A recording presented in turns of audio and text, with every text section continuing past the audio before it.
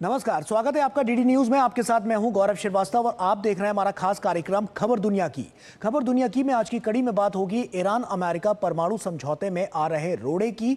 साथ ही बात होगी एग्रो टेररिज्म पर उतरे चीन की मंशा की। साथ ही इसके अलावा होंगी तमाम अहम अंतर्राष्ट्रीय खबरों पर नजर। तो चलिए शुरुआत करते हैं और सबसे पहले नजर डालते हैं हेडलाइंस पर।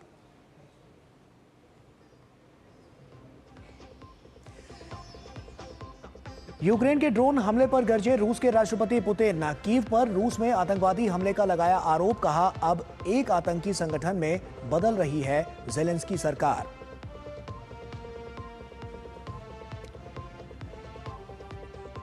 परमाणु डील पर फिर खींची तलवारें। ईरान ने ठुकराया अमेरिकी प्रस्ताव। सर्वोच्च नेता खामनेई ने अमेरिका के प्रस्ताव को बताया ईरान के हितों के खिलाफ। कहा हमारी शर्तों पर ही हो सकती है वार्ता।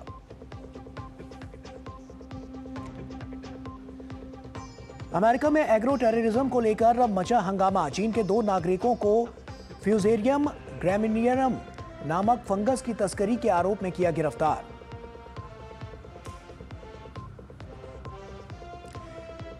लिबरल डेमोक्रेटिक पार्टी नेता ली जे मियांग ने दक्षिण कोरिया के राष्ट्रपति पद की संभाली कमान। उत्तर कोरिया के साथ रिश्ते सुधारने पर दिया जोर। संघर्षरत अर्थव्यवस्था को पटरी पर लाने का भी लिया संकल्प। पाकिस्तान के पूर्व प्रधानमंत्री इमरान खान ने सेना प्रमुख जनरल आसिम मुनीर पर बोला हमला। कहा मेरे शासनकाल में आईएसआई पद से निकालने का मुनीर ले रहे हैं बदला। पत्नी समेत खुद को झूठे मुकदमे में जेल भेजने का लगाया आरोप।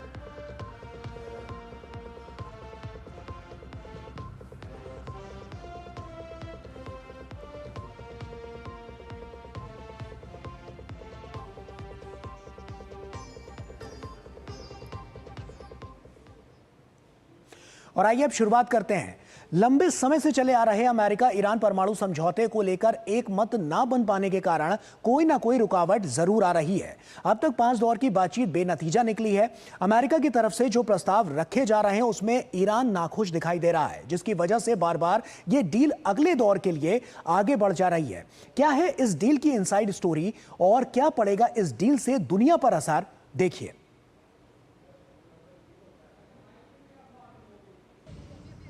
न्यूक्लियर समझौते को लेकर ईरान और अमेरिका के बीच काफी समय से डील फंसी हुई है। दोनों पक्ष एक मत पर नहीं आ पा रहे हैं। भले ही ईरान और अमेरिका के बीच परमाणु समझौते को लेकर 5 दौर की बातचीत हो चुकी हो, लेकिन बातचीत पटरी पर आते नहीं दिख रही है। इस बीच तेहरान और वाशिंगटन के बीच एक बार फिर परमाणु विवाद छिड़ता नजर आ रहा है। ईरान के सर्वोच्च नेता आयतुल्ला खामेनी ने अमेरिका के परमाणु प्रस्ताव को सख्त लहजे में खारिज करते हुए इसे ईरान के विचार के पूरी तरह से खिलाफ बताया। हालांकि खामेनी ने अमेरिका के साथ संभावित परमाणु समझौते की संभावना से इनकार भी नहीं किया, लेकिन इस बात पर जोर दिया कि ईरान को यूरेनियम संवर्धन की क्षमता बनाए रखने पर फोकस करना चाहिए। अमेरिकी और अन्य दल इस बात में हस्तक्षेप क्यों करते हैं कि ईरान को परमाणु संवर्धन करना चाहिए या नहीं? इससे उन्हें क्या लेना देना?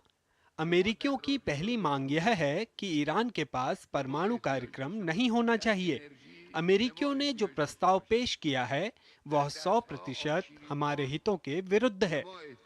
इससे पहले ईरान के राष्ट्रपति मसूद पेजेस्कियान ने भी साफ कर दिया कि उनका देश अमेरिका के दबाव में अपना परमाणु कार्यक्रम समाप्त नहीं करेगा। उन्होंने कहा कि ईरान की भलाई के लिए हम अपने वैज्ञानिक, विशेषज्ञ और परमाणु अधिकार से पूरी तरह सहमत हैं।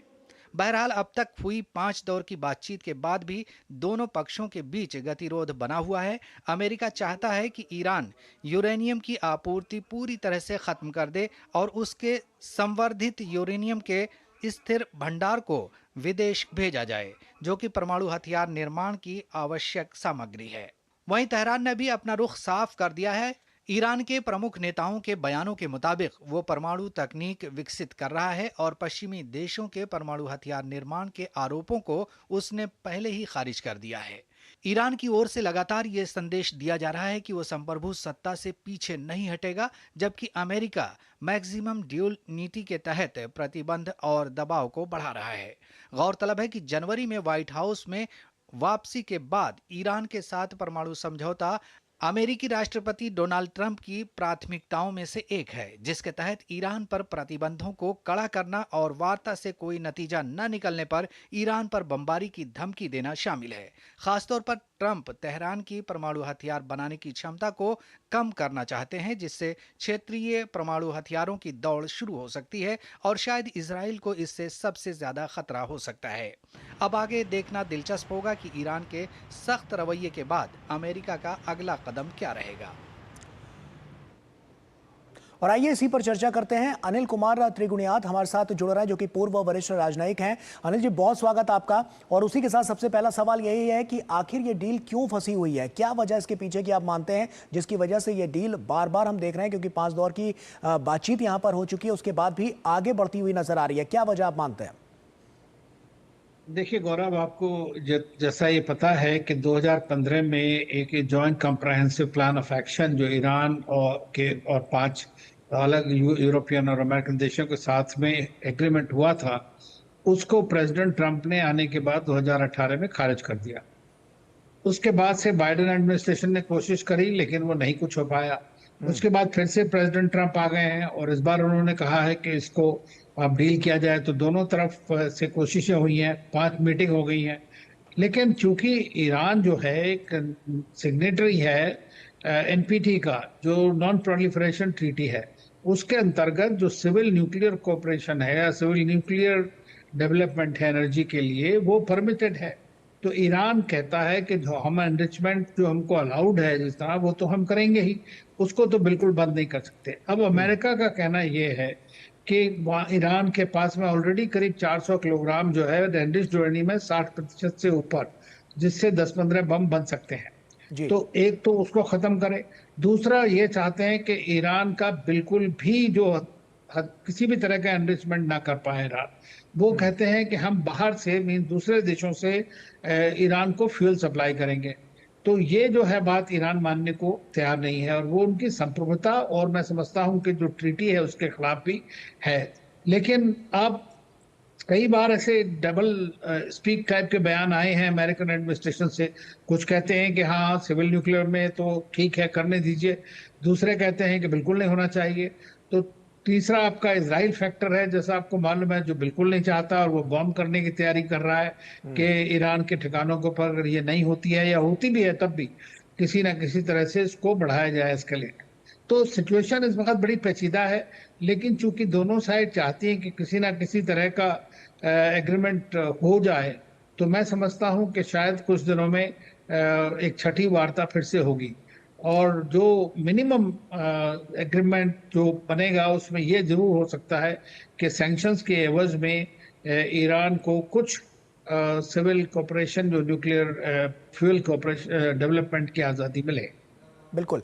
इस डील को आगे बढ़ाने के लिए हम देख रहे हैं कि अमेरिका ने अपनी बात भी रखी है, जो प्रस्तावित है और साफ तौर पर नजर आ रही है। ईरान कौन कौन से ऐसे मुख्य बिंदु हैं जिनसे पीछे हटता हुआ नजर आ रहा है? क्योंकि इस न्यूक्लियर डील से अगर हम कह सकते हैं कि पूरी दुनिया पर तो इस पर असर पड़ता हुआ नजर ही आएगा, लेकिन इसके अलावा कौन से ऐसे मेजर पॉइंट्स हैं जो कहीं ना कहीं इस डील को अभी और ज्यादा आगे बढ़ाने में और छठे दौर की वार्ता तक ले जाने में आगे हम देख पाएंगे कि किस तरह की स्थितियां नजर आती हैं? देखिए, उसमें कई सारी चीजें हैं। एक तो ये कि अभी तक कोई इस बात को जो वेस्टर्न कंट्रीज ये मानने को तैयार नहीं है, खासतौर से अमेरिका और इजराइल, कि जो ईरान का कार्यक्रम है, ये परमाणु कार्यक्रम जो है वो पीसफुल यूजेस के लिए है। इस बात को ये लोग मानने को तैयार नहीं है और ईरान हमेशा से कहता रहा है इस बात को कि हमारा जो ये न्यूक्लियर प्रोग्राम है ये वेपन सिस्टम नहीं बनाना चाहते हैं। लेकिन सब दुनिया देख रही है इस वक्त, खास तौर से उन कंट्रीज के पास जिसके पास कैपेबिलिटीज है, कि जैसे इजराइल है फॉर एग्जांपल, वो एनपीटी कंट्री भी नहीं है लेकिन वो अपना कोई इंस्पेक्शन वहां पर नहीं होता है। तो वो ये देख रहे हैं कि वहां पर एक दुभातिया व्यवहार हो रहा है उनके साथ में, कि ईरान के ऊपर इतनी कंडीशंस इम्पोज हो रही हैं और जो उनका सबसे बड़ा एनिमी है उसको वो फ्री छूट दी जा रही है। तो इस चलते मैं समझता हूँ कि सबसे बड़ी समस्या यही आने वाली है कि ईरान चाहता जरूर है कि सैंक्शंस हटें उसके ऊपर से, ताकि उनकी नॉर्मल गतिविधियां चालू रहें और उनको एक ये मौका भी मिले कि वो अपना जो सिविल न्यूक्लियर कॉपरेशन है या सिविल डेवलपमेंट है न्यूक्लियर पीसफुल यूजेस के लिए, उसको जो एनपीटी के तहत अलाउड है और वो करने दिया जाए। तो आगे देखना पड़ेगा कि कितना रुख प्रेसिडेंट ट्रम्प अपनाते हैं और किस हद तक इसको लेकर के जाते हैं, उसी पे डिपेंड करेगा। मैं समझता इंटरनेशनल हूँ कि पॉलिटिकल जो प्रेशर है अनिल जी, वो आपको कितना लगता है कि इस पूरी डील के लिए बहुत बड़ा ये यहाँ पर जो व्यवस्था है उसको अस्त व्यस्त करने के लिए यहाँ पर बहुत ज्यादा दबाव डालता हुआ नजर आ रहा है? तो अमेरिका दबाव तो डालेगा ही। अमेरिका इस पोजीशन में है कि वह दबाव डाल सकता है, लेकिन ईरान भी एक कंट्री है जो 20 साल से जो है इन सैंक्शंस को झेल रहा है, हर तरह का इंटरनेशनल प्रेशर, लेकिन उस सब के बावजूद भी होल्ड आउट कर चुके हैं। दूसरी चीज एक और उनको एक ये है कि मिसाइल्स जो हैं या इस तरह के जो मैकेनिज्म्स उनके पास में वेपन सिस्टम्स हैं, उनको भी कंट्रोल करना चाहता है।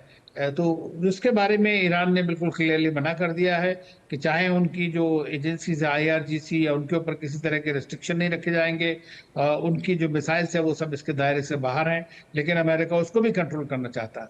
तो किसी तरह से, लेकिन यह है कि किस हद तक मैक्सिमम प्रेशर काम करेगा ये देखना पड़ेगा। ऐसे में एक सवाल और भी आता है कि इससे दुनिया तो प्रभावित होएगी, क्योंकि साफ तौर पर तमाम इसको हम देख रहे हैं कि इस डील को लेकर एक दो धड़ा साफ तौर पर नजर आता है। एक पक्ष में है, एक इसके लिए इससे नाखुश नजर आता है। तो ऐसे में आपको क्या लगता है कि कौन कौन से देश इससे सबसे ज्यादा प्रभावित होंगे, और कहीं ना कहीं जो अभी हम जो डेमोक्रेटिक यहाँ पर स्थितियां देख रहे हैं वो आने वाले समय में इससे कहीं ना कहीं विस्थापित होती हुई नजर आएंगी? बिल्कुल।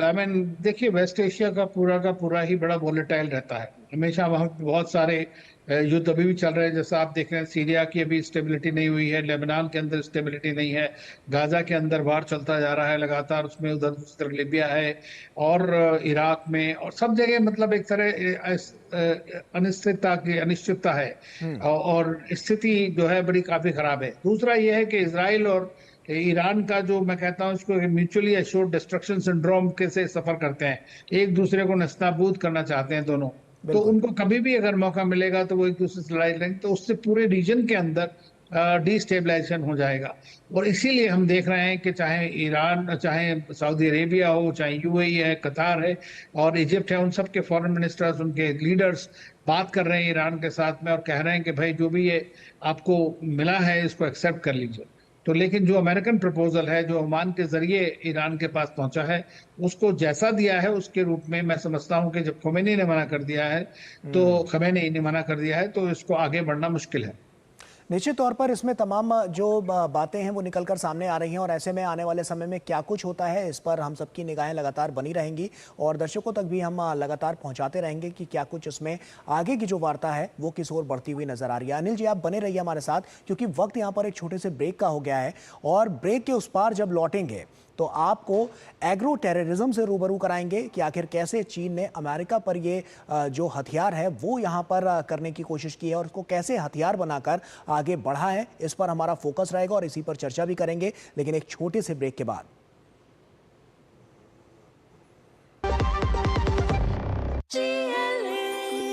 जो लक्ष्य चुना था समझ आने लगा है। GLA यूनिवर्सिटी, उच्च लक्ष्य की निश्चित प्राप्ति। पता है, I was a bright student. कुछ करना चाहती थी, कुछ बनना चाहती थी। आप अपना खुद का स्टार्ट कीजिए ना, खुद का बिजनेस। पर उसमें पैसे तो बहुत लगेंगे ना। Zero investment. Zero investment? हाँ, आई एम डूइंग इट। मैं एक principal madam, she is my client. मैं LIC एजेंट हूँ। LIC एजेंट बनो। अब बड़ा सोचो, हमारी वेबसाइट पर जाएं या अपनी नजदीकी LIC शाखा से संपर्क करें। शादी का किचन महके जहाँ, गोल्डी किचन किंग मसाले हो वहाँ। गोल्डी लाई है फ्रेश लॉक टेक्नोलॉजी, जो रखे मसालों को हर समय फ्रेश। ब्रेक के बाद एक बार फिर से आप सभी का स्वागत है। पूरी दुनिया में कोरोना जैसी महामारी फैलाने वाला चीन अब नई साजिश रचते हुए रंगे हाथ पकड़ा गया है। ये साजिश कृषि आतंकवाद यानी कि एग्रो टेररिज्म से जुड़ी हुई है, जिसने चीन के नापाक मंसूबों को सबके सामने लाकर खड़ा कर दिया है। दरअसल अमेरिका ने चीन के 2 रिसर्चर्स को गिरफ्तार किया है जो फ्यूजेरियम ग्रामिनीरम नामक एक फंगस को तस्करी कर अमेरिका लाए थे। और क्या है ये फंगस और कैसे ये कर सकता है फसलों को नष्ट, आइए देखते हैं इस खास रिपोर्ट में और उसके बाद इसी पर चर्चा करेंगे। आपने आतंकवाद के बारे में सुना होगा, इको टेररिज्म और साइबर टेररिज्म के बारे में भी आपको जानकारी होगी, लेकिन क्या कभी आपने एग्रो टेररिज्म के बारे में सुना है? शायद नहीं, क्योंकि एग्रो टेररिज्म तब चर्चाओं में आया जब अमेरिका में 2 चीनी नागरिकों पर फ्यूजेरियम ग्रामिनियरम नामक फंगस की तस्करी का आरोप लगा। 33 साल की जियान और 34 साल के लियू दोनों ही चीनी नागरिक हैं, जिन पर आरोप है कि इन्होंने अमेरिका में एक बेहद खतरनाक रोगाणु की तस्करी की है जो फसलों में रोग पैदा करता है। दोनों चीनी नागरिकों को षड्यंत्र रचने, अमेरिका में तस्करी करने, झूठे बयान देने और वीजा धोखाधड़ी के आरोप में गिरफ्तार कर लिया गया है। अमेरिका के जस्टिस डिपार्टमेंट की तरफ से जारी एक बयान में कहा गया है कि दोनों चीनी नागरिकों ने अमेरिका में फ्यूजेरियम ग्रामिनीरम नामक रोगाणु कवक की तस्करी की है, जिसे वैज्ञानिक कृषि आतंकवाद का हथियार बताते हैं। अधिकारियों के मुताबिक जियान और लियू को कथित तौर पर अपने रिसर्च के लिए चीनी सरकार से फंडिंग मिल रही थी। बयान में कहा गया है कि लियू एक चीनी यूनिवर्सिटी में काम करता है और वहीं पर वो फ्यूजेरियम ग्रामिनीरम पर रिसर्च कर रहा है।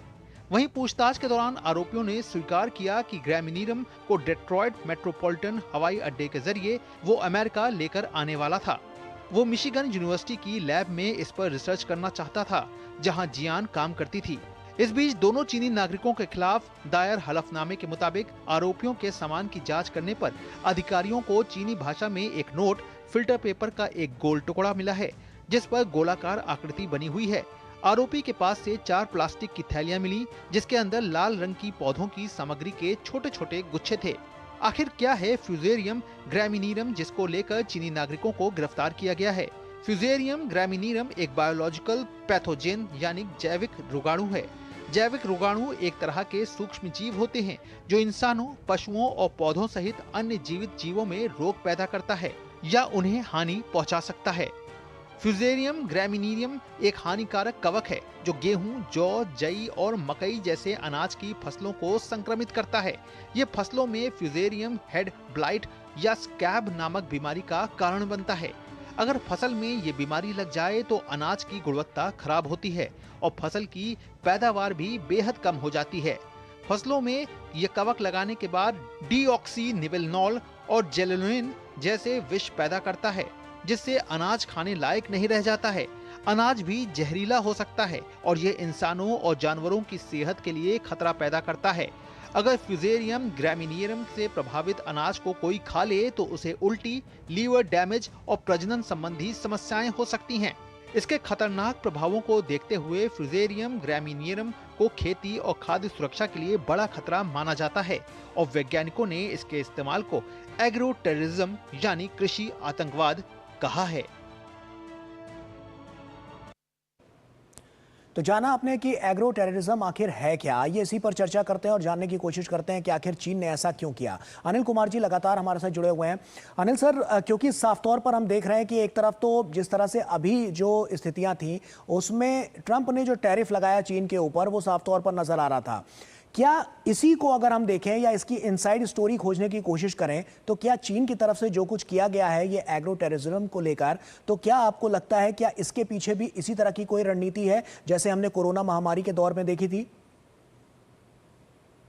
देखिए, अगर आप एक ट्रस्ट डेफिसिट के एंगल से देखें या कॉन्स्पिरेसी थियरी के एंगल से देखें तो जो भी आप बोल रहे हैं बिल्कुल सत्य है। लेकिन जब तक कि पूरी तरह से investigation federal bureau of investigation नहीं करती है जी, और उसका पूरी रिपोर्ट नहीं आती है, तब तक ये कहना, और प्लस मैं कोई एग्रीकल्चरल एक्सपर्ट भी नहीं हूँ, लेकिन इतना जरूर है कि अमेरिका और चीन के बीच में एक जो जियो पॉलिटिकल, जियो इकोनॉमिक जो कॉन्टेस्टेशन चल रहा है, कंपटीशन चल रहा है, उसके चलते वो हर तरह के जो भी उनके पास इंस्ट्रूमेंट्स हैं उनका इस्तेमाल करते हैं। और अगर वाकई में इस तरह की चीज को वो लेकर के आए हैं और मिशिगन लैब में उसको बढ़ा करके यूज करना चाहते हैं, वहाँ की अमेरिका की एग्रीकल्चर को खत्म करने के लिए, उनकी पॉपुलेशन को, उनके लाइव स्टॉक को अफेक्ट करने के लिए, तो वाकई में एक बहुत बड़ा एग्रो टेररिज्म है, इसमें कोई शक की बात नहीं है। रही बात, जैसा भी हमने को दोबारा और भी देखा है कि कई बार रिपोर्ट्स आई हैं, सब जानना बड़ा मुश्किल है, कि चाइना और अमेरिका ने जॉइंटली बहुत सारे रिसर्च प्रोजेक्ट्स किए हैं, जिसमें कोरोना के बारे में आपने बात करी तो उसमें भी अमेरिकन यूनिवर्सिटीज और चाइनीज यूनिवर्सिटी मिल करके जो कोरोना के ऊपर रिसर्च कर रहे थे और कहना यह है कि वहां से लीक हुआ है। दूसरी चीज यह है कि कई बार हमने इस तरह की बात देखी है कि जो बड़े एक्स्ट्राऑर्डिनरी काइंड जो रिसर्च आजकल चल रही है, जो बिल्कुल अनएथिकल भी है, उसमें भी दोनों देशों की एजेंसी, दोनों देशों के रिसर्च इंस्टीट्यूशंस काम करते हैं जॉइंटली भी और फिर एक दूसरे के खिलाफ भी। तो देखना यह है कि इसका जब तक पूरी तरह से रिपोर्ट नहीं आ जाती है तब तक मैं इस बारे में कुछ ज़्यादा कमेंट नहीं कर सकता। बिल्कुल। चाइना ने ये जो अमेरिका के लिए किया है, साफ तौर पर इसको जैसा हम देख पा रहे हैं, फंडिंग चाइना ने की है। इसके अलावा अगर हम देखें तो क्या और भी देशों पर इस तरह की कोई स्थितियां हो सकती हैं? क्या ये इसकी महज एक शुरुआत है या यहीं पर जो काम अभी अमेरिका ने किया है उससे फुल स्टॉप लगता हुआ आपको नजर आ रहा है? देखिए, फुल स्टॉप कहीं नहीं होता है, जो भी है। मगर चीन वाकई में इसको इस तरह से बायोलॉजिकल वेपन के रूप में, एक तरह के एग्रो टेररिज्म के रूप में इस्तेमाल करना चाहता है और अगर कर पा रहा है तो आप समझिए उनके काफ़ी ऐसी जगह में उसको एक अपना एक टूल बनाएंगे, उसको टूल किट की तरह वो कहीं पे भी इस्तेमाल कर सकते हैं। तो इससे आप किसी भी देश को पैरालाइज कर सकते हैं एक तरह से, क्योंकि एग्रीकल्चरल सिक्योरिटी, फूड सिक्योरिटी अगर उसके ऊपर कॉम्प्रोमाइज हो जाता है तो नेचुरली है कि ये किसी भी देश के लिए एक बहुत बड़ी समस्या हो सकती है। तो इसलिए होपफुली इस रिसर्च से कंक्लूसिवली साबित होगा कि किस हद तक चीन उसमें इन्वॉल्व है और वाकई में चीन उसके ऊपर, उसके खिलाफ क्या एक्शन लिया जा सकता है इंटरनेशनली। ये भी एक बड़ी जरूरी बात है, क्योंकि एक्यूज करना, कोई रिपोर्ट पब्लिक छपना वो एक अलग बात है, लेकिन उसको एक लॉजिकल कंक्लूजन पे ले जाना, उसके लिए एक दूसरी तरह की प्रक्रिया होती है। और अमेरिकन एजेंसीज मैं समझता हूँ कि पूरी तरह से होंगी, और आपकी इस रिपोर्ट से और जो रिपोर्ट्स बाहर आई हैं उससे जो दूसरे देश भी हैं, खासतौर से हिंदुस्तान में, हम लोगों को बिल्कुल इसमें तैयार होने की आवश्यकता है। निश्चित तौर पर अनिल जी, क्योंकि ये चीन द्वारा उठाया गया जो एग्रो टेररिज्म है, कहीं ना कहीं इसके खिलाफ भी एक इसको मुंहतोड़ जवाब देने के लिए भी कोई वेपन इस तरह का होना चाहिए और इस पर कहीं ना कहीं आने वाले समय में फुल स्टॉप लग सके। इसी की कवायद पूरी दुनिया को मिलकर आगे बढ़कर आते हुए इसको रोकने के लिए आगे बढ़ना चाहिए, क्योंकि साफ तौर पर चीन ने, इससे पहले भी हमने देखा था कि महामारी के दौर में क्या हुआ था, कोरोना के दौर में, और उसके बाद अब इस तरह की अगर कोई स्थितियाँ होती हैं तो उनसे निपटने के लिए पहले से तैयार होने की साफ तौर पर बहुत ज़्यादा ज़रूरत है। बहुत बहुत शुक्रिया आपका हमसे जुड़ने के लिए और तमाम बातचीत हमसे यहाँ पर करने के लिए। और वक्त यहाँ पर एक छोटे से ब्रेक का हो गया। ब्रेक के उस पार जब लौटेंगे तो कुछ और अहम अंतर्राष्ट्रीय खबरों से आपको रूबरू कराएंगे। जल्द हाजिर होते हैं, छोटा सा ब्रेक ले रहे हैं।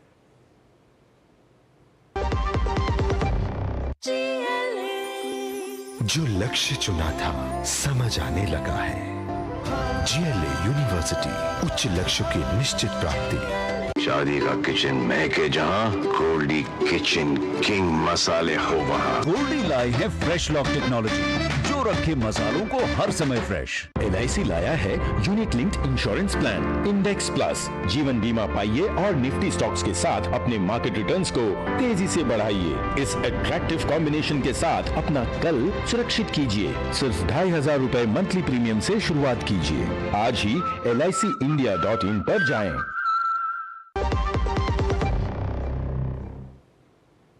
और इसी के साथ फिलहाल इतना ही, लेकिन जाते जाते आपको छोड़ जाते हैं कुछ और अहम अंतर्राष्ट्रीय खबरों के साथ। तो हमें और हमारी पूरी टीम को दीजिए इजाजत। आप बने रहिए DD न्यूज के साथ। नमस्कार। पाकिस्तान की जेल में बंद पूर्व प्रधानमंत्री इमरान खान ने सेना प्रमुख जनरल आसिम मुनीर पर गंभीर आरोप लगाए हैं। इमरान खान ने कहा कि मुनीर ने बदला लेने के लिए मेरी पत्नी बुशरा बीवी को जेल में बंद किया था। इसके साथ ही PTI के संस्थापक अध्यक्ष इमरान खान ने राष्ट्रव्यापी विरोध आंदोलन से पहले पार्टी का मुख्य संरक्षक बनने का फैसला किया है।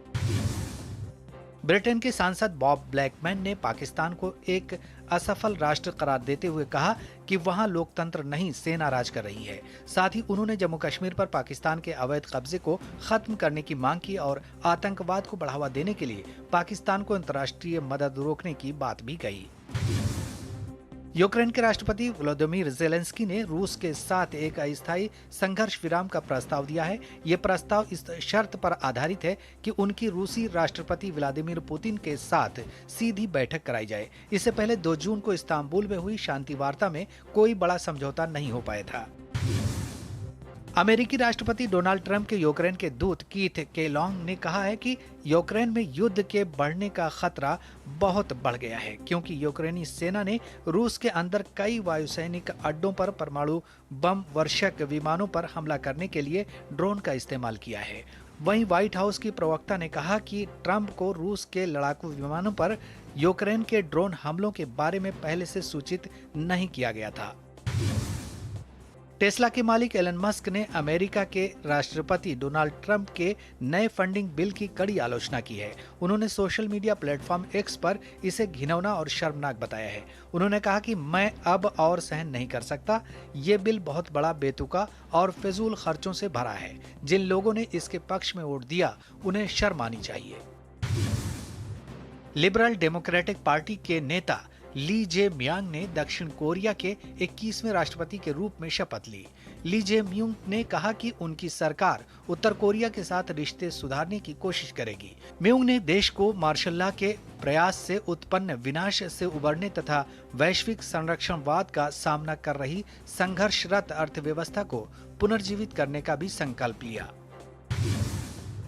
चीन ने एक बार फिर ताइवान के चारों ओर अपनी सैन्य गतिविधियां बढ़ा दी हैं। ताइवान के रक्षा मंत्रालय ने बताया कि चीन के 2 लड़ाकू विमान और 12 नौसैनिक जहाज ताइवान के पास देखे गए। दोनों विमान ताइवान की हवाई सीमा में घुसे और उत्तरी व पूर्वी इलाकों में मीडियन लाइन को पार किया।